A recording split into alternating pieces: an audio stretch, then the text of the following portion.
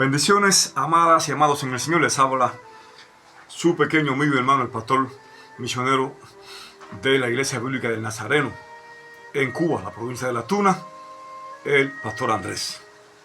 Hoy quiero compartir por medio de estas redes sociales, por medio de estos púlpitos, vamos a llamar a estos púlpitos digitales, a través por el cual Dios nos permite llegar a muchas personas a nivel del mundo. Y quiero compartir con ustedes lo que está haciendo mi preocupación, lo que está haciendo mi interés, mi pasión, mi razón de ser, de existencia, lo que está revolucionando mi vida, lo que me está despertando, tanto a mirar hacia mí mismo, a mirar hacia adentro, como a mirar hacia los lados. Nunca con el objetivo de culpar, condenar o acusar, sino más bien con el objetivo de edificarme a mí mismo y también poder edificar a aquellos que reciban esta palabra como una palabra empoderada e inspirada por el Espíritu de Dios. Y hoy queremos compartir una palabra que la vamos a titular, porque yo y mi esposa tuvimos un dilema. A ella le gusta el título, quitando lo que estorba, el que se manifieste su gloria. Y yo opté por este título, quitando la religión y estableciendo el evangelio. El título mío es quitando la religión y estableciendo el evangelio, porque hay una diferencia entre los efectos dañinos y destructivos de la religión y también los efectos edificativos, constructivos, liberadores, sanadores, restauradores, proveedores y edificadores del evangelio. Y en lo que vamos a compartir hoy, capítulo 21 de Mateo, capítulo 21, el versículo 12 al versículo 14, no estaremos usando otro pasaje, a no ser que el Espíritu Santo venga y lo susurre a nuestro espíritu. Hoy vamos a ver un ejemplo de la diferencia cuando la iglesia se mueve, es edificada sobre la roca, sobre el evangelio, y cuando la iglesia se mueve y edifica por medio de la religión organizada, centralizada e institucionalizada. Y también quiero pedir disculpas porque quiero ir erradicando algunas cosas que no quiero que sean de tropiezo a nadie. Es decir, quiero ser de edificación y quiero usar el lenguaje más respetuoso, más correcto posible, para así evitar malas interpretaciones y no dar lugar a que los religiosos nos ataquen. De cierta manera ya algunas de nuestras prédicas han causado cierto revuelo y le damos gracias a Dios por ello. Bien, en los tiempos que estamos viviendo, creo que como iglesia, como pastores, como apóstoles, profetas, evangelistas, pastores, maestros, como el líder que seas, como miembro, como iglesia en sí, local, como miembro, como hijo de Dios en lo personal, debiéramos de recapitular y cuestionarnos si la iglesia se está moviendo en la dimensión que Dios quiere que se mueva y si la iglesia se está edificando conforme al modelo, al diseño bíblico que ya Dios estableció. Que este será otro de los temas que estaremos compartiendo más adelante. Ahora, según dicen las Escrituras, aquí dice Mateo capítulo 21, del versículo 12 al 14, Jesús entró en el templo y comenzó a echar a todos los que compraban y vendían animales para el sacrificio. Volcó las mesas de los cambistas y las sillas de los que vendían palomas. Les dijo: las Escrituras declaran: mi templo será llamado casa de oración, pero ustedes la han convertido en cuevas de ladrones. Los ciegos y los cojos se acercaron a Jesús en el templo y él los sanó. Solamente vamos a usar estos tres pasajes. Bien, añada Dios bendición a su palabra. En el contacto en el que estamos hablando, bien podemos aplicar estos hechos, estos eventos históricos para la realidad y la condición del ministerio pastoral y de la congregación local de hoy a nivel mundial. Porque creo que esto es un pasaje que tiene que ver mucho con la realidad que se está viviendo hoy en la iglesia universal, de la que no escapa ninguna institución. Creo que esta es una verdad espiritual que haríamos bien en analizarla, en reflexionar, y surge la pregunta: ¿qué estamos haciendo? ¿Cómo estamos edificando la iglesia de Cristo? ¿En qué la estamos envolviendo? ¿Y qué clase de discípulos, qué tipo de iglesia nosotros como pastores, como apóstoles, como profetas, como evangelistas, como el liderazgo del pueblo de Dios, ¿Qué clase de discípulos o de creyentes nosotros estamos edificando, estamos formando? En el contexto que vamos a conversar hoy, Jesús, que representa el Evangelio, entra allí al templo de Jerusalén, que puede ser un tipo de la iglesia, con un liderazgo religioso, con un liderazgo de funeraria, con un liderazgo de poca visión, con un liderazgo sin discernimiento, con un liderazgo atrapado en la esclavitud y los efectos de la religión. Eran ladrones, eran delincuentes, eran injustos, eran adúlteros, eran mentirosos, eran manipuladores. Estos fariseos y saduceos eran controladores. Ellos tenían el gobierno total del sistema de la religión organizada de Israel en la época en la que estamos hablando, en el contexto que estamos hablando. Tenemos que ver estas realidades y me temo que hay muchos ejemplos que bien pudieran identificarse con lo que el Nuevo Testamento y el Espíritu Santo dejó plasmado para que nosotros aprendiéramos de esto para este siglo XXI, donde hay tanta corrupción, donde hay tanta manipulación, donde hay tantas cosas torcidas y donde la mayoría del liderazgo que comenzó bien un día, que comenzaron en humildad, que comenzaron dependiendo de Dios, que comenzaron confiando en las Escrituras, hoy le han dado la espalda a Dios, ya hoy se creen cosas, ya los títulos lo han inflado, las posiciones lo han acomodado, las relaciones con extranjeros lo han acomodado a su familia, han hecho como un conglomerado, han hecho una transnacional, una transnacional con el Evangelio, con el ministerio, con las instituciones, con la iglesia, y aquellos hombres y mujeres que un día se preocupaban por el rebaño, aquellos hombres y mujeres que un día,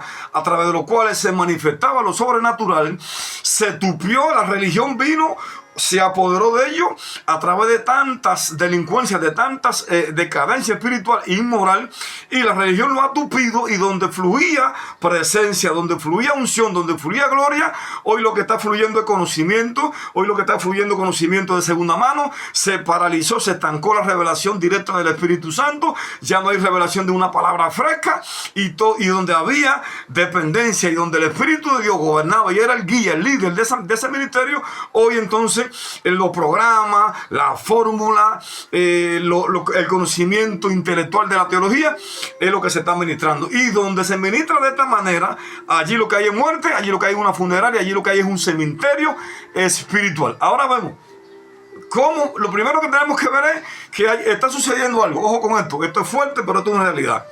¿Por qué la iglesia del siglo XXI a nivel mundial ha caído en esta decadencia, en esta crisis de decadencia espiritual, donde no hay un fluir, donde no hay un mover de Dios, donde lo que está operando es mucha falsificación?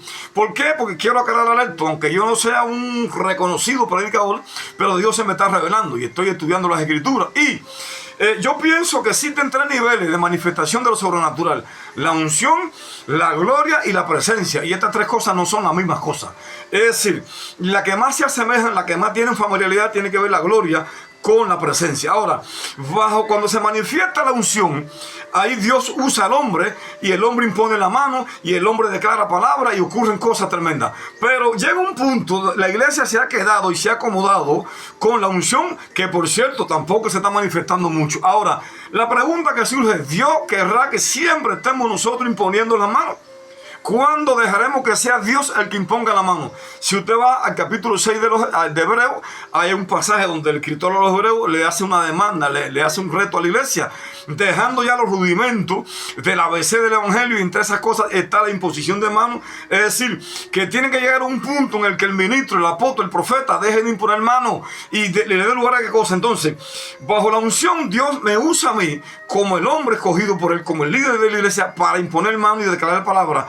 Pero bajo la gloria y la presencia, Dios me aparta a mí a un lado y Él se manifiesta, literalmente casi sus pies descienden a la tierra, Él irrumpe en el recinto, la nube lo llena todo y comienza la convicción de pecado, porque otra cosa que tenemos que ver es a qué nosotros estamos llamando lo sobrenatural.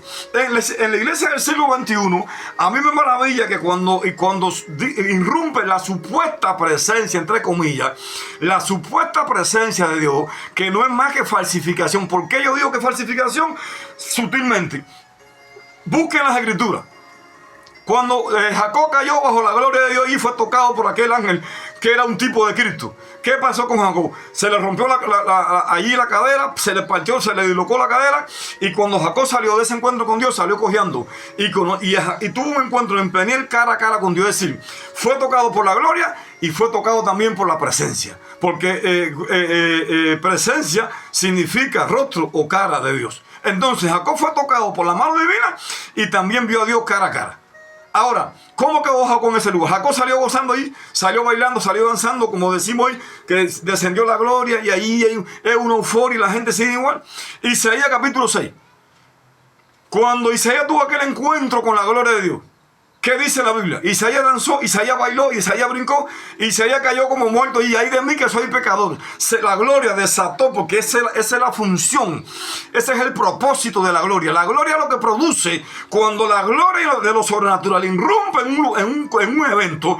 Lo que se produce es convicción de pecado. El pecador que está allí, los religiosos que están ahí, comienzan a ver su condición. ¿Por qué? Porque ellos se ven en el espejo de la gloria de Dios. Y al verse en el espejo de la gloria de Dios, ellos lo que ven es su corrupción, su putrefacción. ¿Qué dijo Isaías? ¡Ay de mí! Isaías creía que él estaba bien. A los ojos humanos, a su propia opinión, él estaba bien. Pero cuando él choca con la gloria de Dios, la majestad de Dios, y se ve en el espejo de la gloria, entonces su rostro se ve allí manchado. ¿Por qué? Porque su corrupción estaba adentro, en el espíritu, en el corazón. Cuando Daniel tuvo aquella experiencia, que el Señor mandó allí a un ángel que lo tocó ahí, Daniel cayó como muerto. Cuando Pedro en Lucas capítulo 5, versículo 8, allí, aquella pesca milagrosa, casi allí por nada se derrite, apártate de mí, Señor, que soy pecador. Pablo, allí cuando tuvo aquel encuentro con la gloria, ¿qué quieres que haga? En otras palabras, esa frase, Pablo le estaba diciendo, ya no voy a luchar más contra ti, ya yo me rindo. Y Juan allí capítulo 1 en Apocalipsis, cayó como muerto. Entonces, la pregunta que yo te hago ahora, ¿realmente será la gloria lo que se está manifestando en esos servicios que tú dices que está cayendo lo sobrenatural? Donde no hay convicción de pecado, donde no nos pedimos perdón, la iglesia está putrefacta, hay pecado hasta por gusto, hay pecado en el liderazgo, hay corrupción, hay aberraciones, se está diluyendo el mensaje, se le está dando a la gente lo que quieren escuchar y no lo que Dios quiere que se le den para que no se pierdan. Y entonces surge la pregunta, ¿realmente se estará manifestando? ¿Será una manifestación auténtica de la gloria de Dios? ¿O estaremos falsificando la presencia? Ahora Jesús llega al templo. ¿Qué cosa era el templo para los israelitas? El lugar donde Dios se le revelaría. Allí Dios le hablaría a su pueblo. Allí Dios ministraría sanidad. Allí Dios ministraría liberación. Ahora, el lugar que Dios había edificado para descender y visitar a Israel, para darle una palabra profética, para darle una palabra de aliento, para darle una palabra allí de sanidad, de liberación, ¿en qué el sistema, aquella iglesia organizada de la época de Israel, igual que la de esta generación, en qué habían convertido aquello? ¿En qué lo habían convertido? En un negocio. Porque esa es la realidad de que hoy el evangelio se ha cogido como una fuente de ganancia. El evangelio se ha cogido como una catapulta para viajar al extranjero, para salir aquí, para armar a mi familia, para yo acomodarme, para yo adquirir el carro, para yo adquirir fama. Pero el evangelio hace rato que dejamos de usarlo con el propósito eterno con el que lo recibimos. Comunicar, predicar las buenas nuevas, servirle de bendición, redimir a nuestra comunidad, a nuestra ciudad, a nuestra nación. El evangelio se ha cogido ahí como una transnacional, como un negocio. Ahora, ¿cómo Jesús confronta esta situación? Porque si en este tiempo nosotros hacemos lo que hizo Jesús, a nosotros nos comulgan de las obras en las que trabajamos. Nos ponen el cartel de rebelde, nos ponen el cartel de hijo del diablo, nos ponen el cartel de problemáticos, de terroristas espirituales. Porque la gente quiere vivir, a seguir haciendo lo que está haciendo, y cuando se le para a alguien y lo confronta, ahí mismo te quieren marcar. Bueno, a mí que me marquen si quieren marcarme. Dice número 1, Jesús entró en el templo. En otras palabras, Jesús estaba fuera del templo. Me recuerda ahora Apocalipsis, el mensaje a la iglesia de la Odisea, que tiene que ver con esto, donde Jesús allí le mandó un mensaje a aquel pastor allí y a la congregación. Tú tienes nombre de que tú eres rico, de que tú lo otro, tú lo que eres un ciego muerto, pobre, desventurado. Y en el versículo 20 de este pasaje, Jesús le dice allí a aquella iglesia, yo estoy tocando la puerta. Si alguno abre la puerta y me deja entrar, yo cenaré con él. En otras palabras, la iglesia había dejado a Cristo afuera de ella. Y me temo que hoy, en el siglo XXI, muchos ministerios y muchas congregaciones están formando todo lo que forman, pero es simple falsificación. Jesús no está con esos ministerios ni está dentro de la iglesia. Tenemos que estar bien definido en esta situación, amada iglesia que me escucha.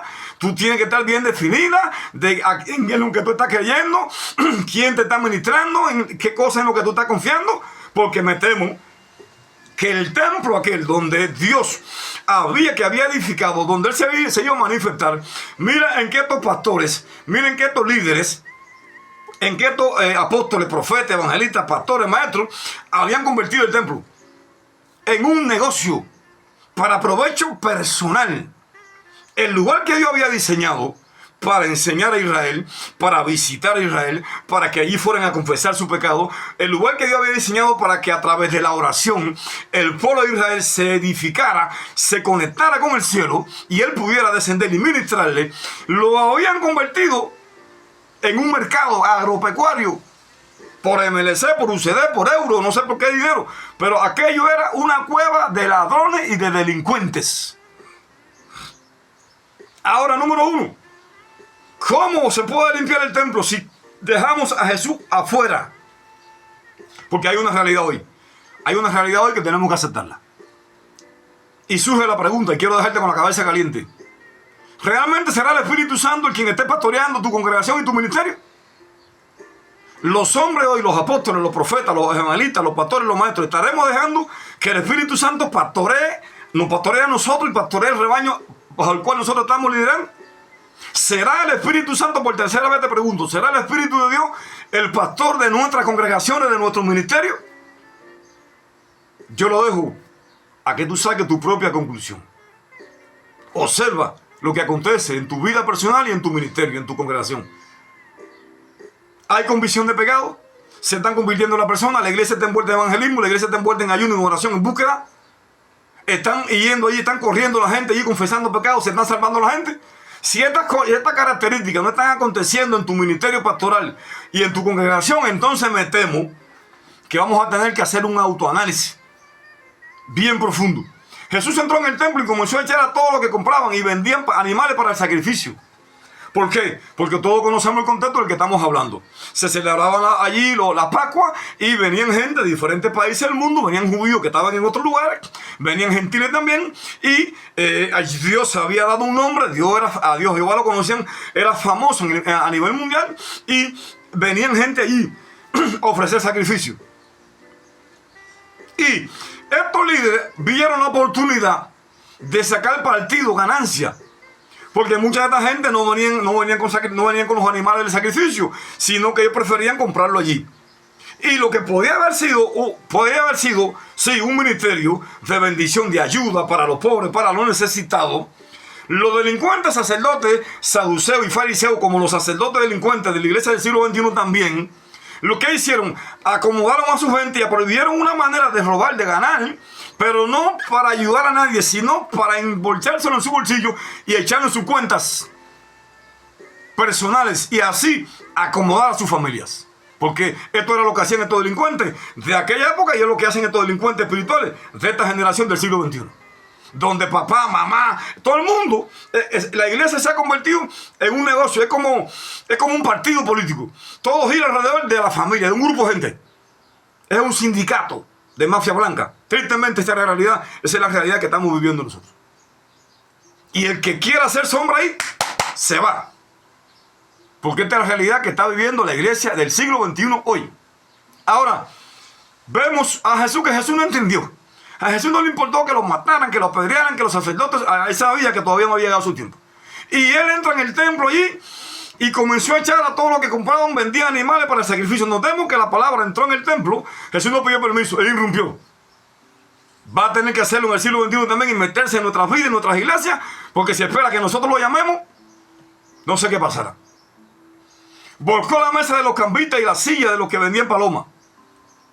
Para los que viven en Cuba. Los saduceos y los fariseos habían convertido el templo en una caja de cambio. Ríase, pero tuvo una realidad espiritual tremenda. habían convertido el templo en una cadeca de cambio de negocio. Y ellos allí exageraban con los precios que le ponían a la gente. Abusaban. Mire, hermano querido, esto es lo que hace la religión. La religión lo que hace es que el propósito del templo lo tuercen para lo que se edificó el templo, para lo que se edificó la iglesia, para lo que vino el Espíritu Santo, para lo que murió Cristo en la cruz. En la cruz la religión lo transgiversa, lo bloquea, y así se deja de cumplir el propósito con el que Dios edificó la salvación, el evangelio, el reino, la iglesia.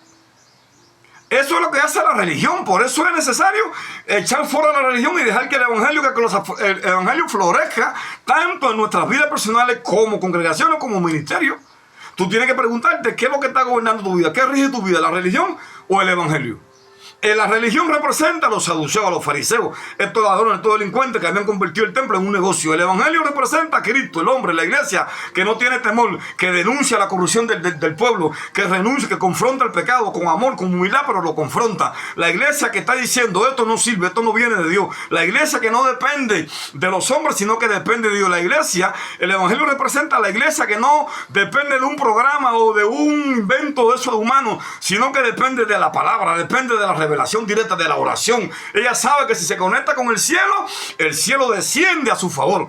La religión no quiere pagar el precio. La religión lo que quiere es seguir robando, desviando recursos, mintiendo, inflamando, estafando, controlando, manipulando. La religión no quiere pagar el precio. El evangelio sí te demanda que tiene que pagar el precio. Jesús lo pagó en la cruz, confrontó a estos delincuentes y lo echó fuera. Verso 13, Jesús les dijo, las escrituras declaran. Miren, hermano, para que usted vea, para que usted pueda diferenciar la religión, dice el evangelio. La religión lo que te da es una palabra motivacional, filosófica. El evangelio siempre depende y se agarra y habla y declara ¿qué cosa? La palabra. El evangelio declara ¿qué cosa? La palabra. El evangelio predica la palabra, enseña la palabra. El evangelio pide en la palabra, se mueve en la palabra, obedece la palabra. Jesús le declara, mi templo será llamado casa de oración. Jesús usó un pasaje que ya había sido profetizado y le dice a estos delincuentes, este templo que ustedes lo han convertido en una transnacional, en un mercado, en una cueva de delincuentes y de ladrones, no fue diseñado con este propósito.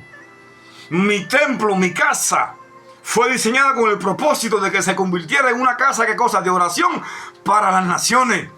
Este templo que ustedes lo han convertido en un lugar donde la gente viene a buscar y no recibe nada, porque en la condición que ustedes están no le pueden ministrar nada. Mi Padre lo edificó con la intención de restaurar, de visitar, de proveer, de sanar, de libertar, de revelárselo al pueblo para que el pueblo lo conociera. Y ustedes lo han convertido en una cueva, ¿qué cosa? De negocio, de delincuente. Pero ustedes lo han convertido en una cueva de ladrones. Ahora, ojo con esto, versículo 14, estamos terminando. Por todo este tiempo que el templo había permanecido hasta que Jesús desata esta historia ahí, hasta que los evangelios desatan esta historia. ¿Cuántos enfermos iban allí al templo? ¿Cuánta gente endemoniada iba al templo? ¿Cuánta gente necesitada? ¿Cuántas viudas allí sin comida iban al templo? ¿Y qué recibían del sistema de la religión? Como llegaban al templo, como llegaban a la iglesia, así se iban. Con su cáncer, con sus enfermedades, con sus ataduras, con su esclavitud al pecado, endemoniado, con dolor por donde quiera, enfermedad emocional, espiritual y física. Así cada evento que había el templo, que la gente iban allí, así se iban para su casa.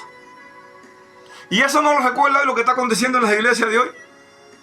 Que la gente va al templo y se van igual como vienen o se van peor. Porque ojo con esto, se está falsificando la presencia de Dios en las iglesias. Se está falsificando la presencia de Dios en las iglesias. Cuando la presencia de Dios se manifiesta, hay resultados, hay manifestaciones visibles como la vamos a ver ahora.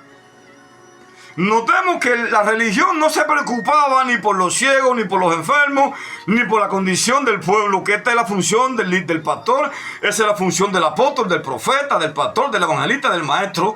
Esa es la función de cualquier hombre o mujer de Dios que esté liderando una obra. Tu función no es enriquecerte, ni vivir tú, ni acomodar a lo tuyo como lo estás haciendo. Tu función es vivir para Dios y para la gente que Dios te ha puesto a pastorear. Y tú un día le vas a dar cuenta a Dios. No pienses que toda esa delincuencia que tú has hecho va a quedar impune. Yo sé que mi Dios lleva cuenta. Dios lleva cuenta de toda nuestra delincuencia, nuestras aberraciones, nuestros robos, nuestras falsificaciones. De todas estas cosas perversas, Dios está llevando cuenta.